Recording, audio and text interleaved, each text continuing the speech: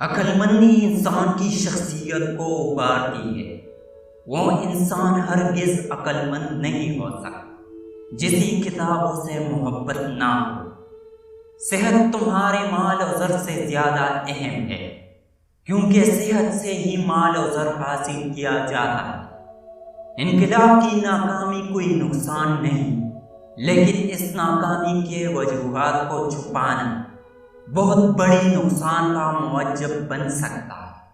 زیادہ توقع رکھنے والا شخص ہمیشہ مایوسی کا شکار رہتا ہے۔ چھوٹے کاموں کے لیے بڑے الفاظ سے ہمیشہ اجتناب کرے۔ اپنے غموں کو دور کرنے کا سب سے آسان علاج خود کو اپنے معاشی نظام کو بہتر بنانے میں مصروف کر دینا ہے۔ انسان دوسروں کو گڑھے میں گرتے ہوئے کبھی بھی خوشی حاصل نہیں کر سکتا اور نہ ہی اونچے مقام تک پہنچ سکتا۔ خواہ کاروبار ہو یا ذاتی زندگی، جو بندہ بھی کم سے کم وصول کرنے کے عوض زیادہ عطا کرتا وہ کبھی غربت کا منہ نہیں دے۔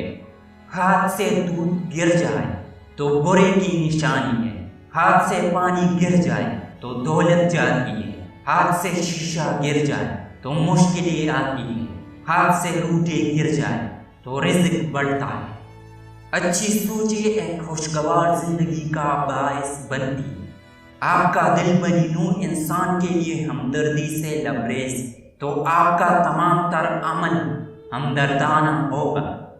جب ہم تکالیف اٹھا رہے ہیں تو ہمیں یہ سوچ کر خدا کا شکر گزار ہونا چاہیے کہ کتنی ایسی تکالیف ہے جن سے اس نے ہمیں ابھی تک محفوظ رکھا ہے۔